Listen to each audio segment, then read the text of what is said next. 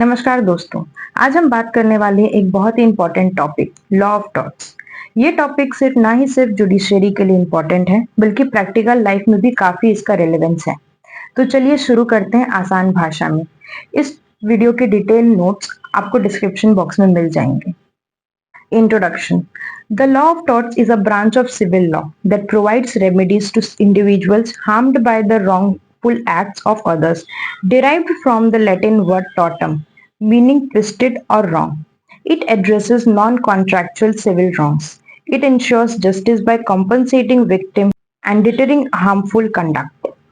Torts का मतलब होता है सिविल रॉन्ग, यानी किसी व्यक्ति के द्वारा दूसरे व्यक्ति को किए गए नुकसान के लिए सिविल कानूनी रेमेडी। ये वर्ड लैटिन के टॉटम वर्ड से आया है, जिसका मतलब होता है ट्विस्टेड या गलत। टॉर्ट का बेसिक मकसद है विक्टिम को कॉम्पनसेशन देना और सोसाइटी में डिसिप्लिन बनाना। इंडिया में ये लॉ कोडिफाइड नहीं है, यानी इसका कोई स्पेसिफिक एक्ट नहीं है। ये मेनली कोर्ट्स के डिसीजन यानी जुडिशियल प्रेसिडेंट पे बेस्ड है। Definition of tort.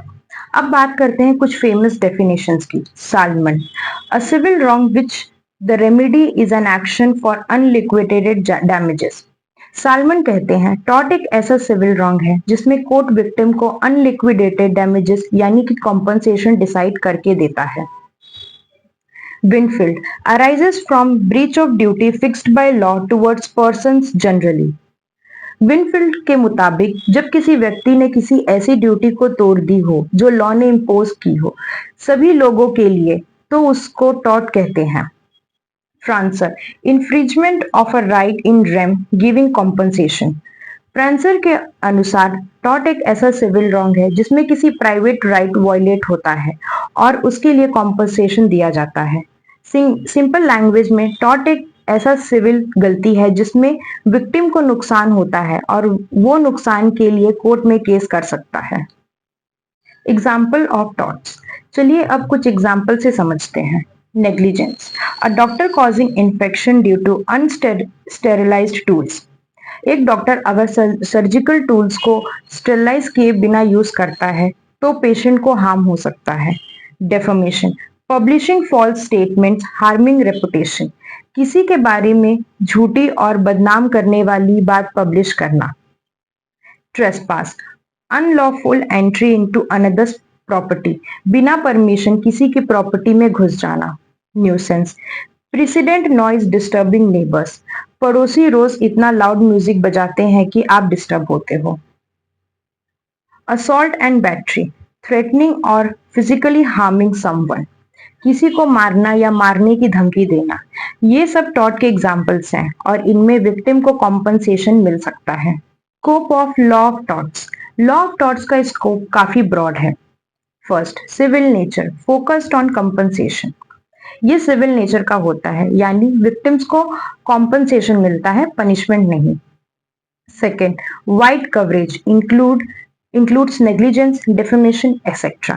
Negligence, defamation, nuisance जैसे कई रॉन्ग्स कवर करता है। Uncodified in India, based on English common law and presidents.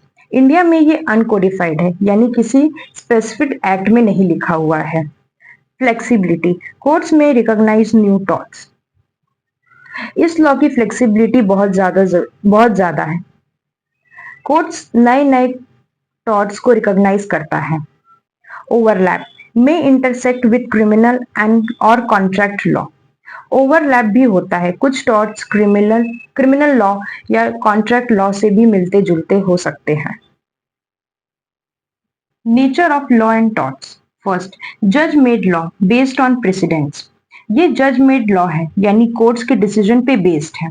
Second, unliquidated damages decided by courts. इसमें अनलिक्विडेटेड डैमेजेस होते हैं, कोर्ट डिसाइड करता है कितना नुकसान हुआ।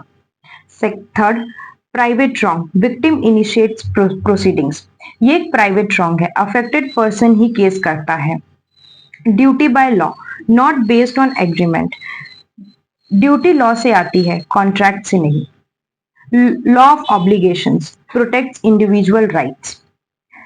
ये रेमेडियल लॉ है, मकसद होता है विक्टिम को रिलीफ देना, पनिशमेंट देना नहीं। Remedial, AIIMS for compensation not for punishment, इसका मकसद होता है बैलेंस बनाना, जिसने नुकसान दिया वो भरपाई करेगा। Objects of law of torts, तो अब समझते हैं लॉ ऑफ टॉर्ट्स का ऑब्जेक्टिव क्या है। First, compensation, primary objective, victim को उसके नुकसान का पूरा पार्ट भरपाई मिलता है।